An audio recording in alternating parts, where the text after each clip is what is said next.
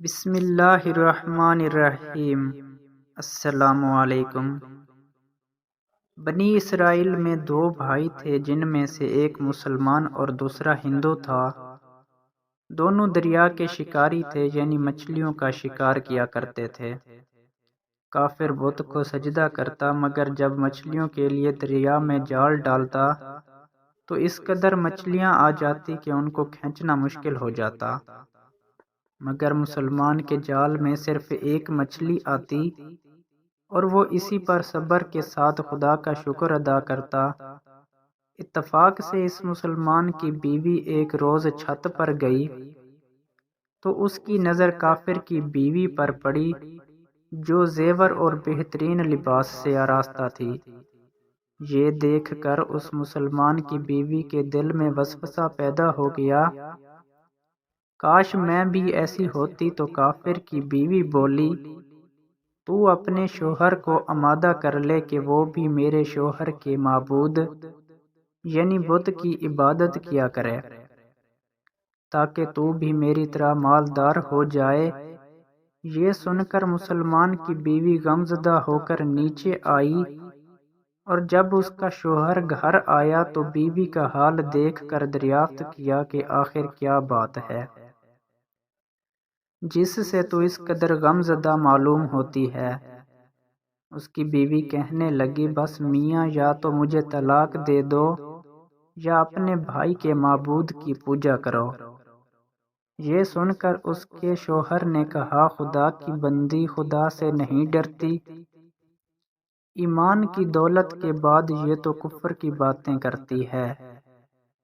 وہ عورت بولی، مجھ سے زیادہ باتیں نہ بناؤ، میں اب غریبوں کی طرح نہیں رہ سکتی۔ جب کہ دوسری عورتوں کو، خصوصی طور پر تیرے بھائی کی بیوی کو میں دیکھ رہی ہوں کہ وہ زیورات اور عمدہ لباس سے آراستہ رہتی ہے۔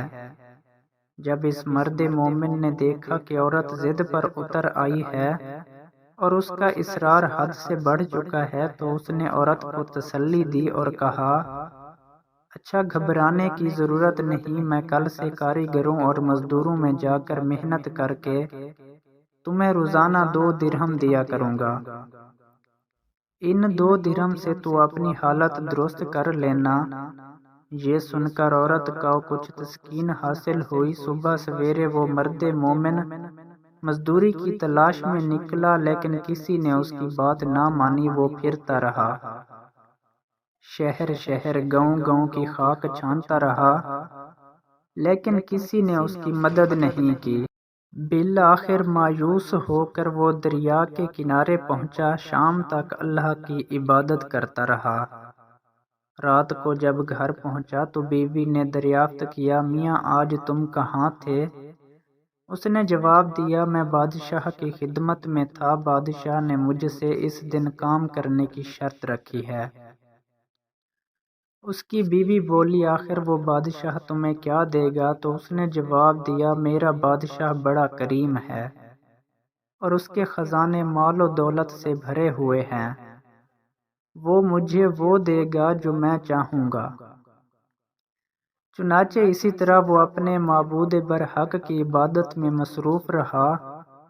30ویں رات ہوئی تو بیوی نے کہا، سنو میاں، یا اگر کل تم نے مجھے مزدوری لا کر نہ دی تو تم مجھے طلاق دے دینا۔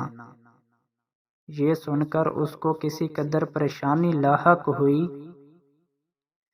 30ویں صبح اس نے یہودی کو کہا، کیا تم مجھے مزدوری پر لگا لو گے؟ یہ سن کر یہودی کہنے لگا، ہاں تم کو مزدوری مل جائے گی، لیکن شرط یہ ہے کہ میرے پاس تمہارے کھانے کا کوئی بندوبست نہیں ہوگا۔ چنانچہ وہ مرد مومن روزہ کی نیت کر کے اس یہودی کے ساتھ کام پہ گیا۔ ادھر دوسری طرف ایک آدمی اس کی بیوی کے پاس گیا اور دروازہ کھٹکھٹایا۔ جب اس کی بیوی باہر نکلی تو اس آدمی نے اس کی بیوی کو 29 اشرفیاں دیں اور کہا، یہ تمہارے شوہر کی مزدوری ہے۔ تمہارا شوہر 29 دن سے بادشاہ کے کام میں تھا، یہاں تک کہ تمہارے شوہر نے بادشاہ کو چھوڑ دیا۔ اگر وہ 30ویں دن کام پر جاتا تو اس کو بہت سی اجرت مل جاتی، لیکن وہ یہودی کے پاس چلا گیا۔ اگر وہ مزید بادشاہ کا کام کرتا تو بادشاہ اس کو مزید اجرت دیتا۔ بس یہ لو 29 اشرفیاں، اس میں ایک اشرفی اس لیے کم ہے کیونکہ آپ کا شوہر 30ویں دن کام پر نہیں گیا۔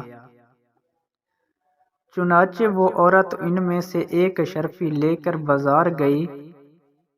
سنار نے جب وہ اشرفی دیکھی تو 1000 درہم اس کی قیمت اس عورت کے حوالے کر دی۔ جب شام کو آدمی گھر آیا تو عورت نے اس سے دریافت کیا، آج تم کہاں تھے؟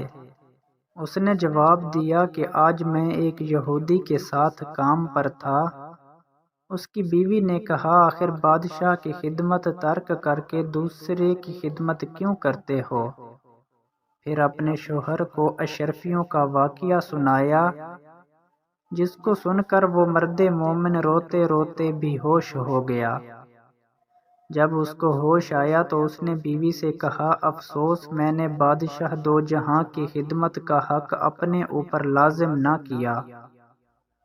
اس کے بعد اس مرد مومن نے عورت کو چھوڑ دیا اور پہاڑوں پر چلا گیا، جہاں خدا کی خدمت میں مصروف رہ کر باقی زندگی گزار دی، اور وہیں پر اس کا انتقال ہو گیا۔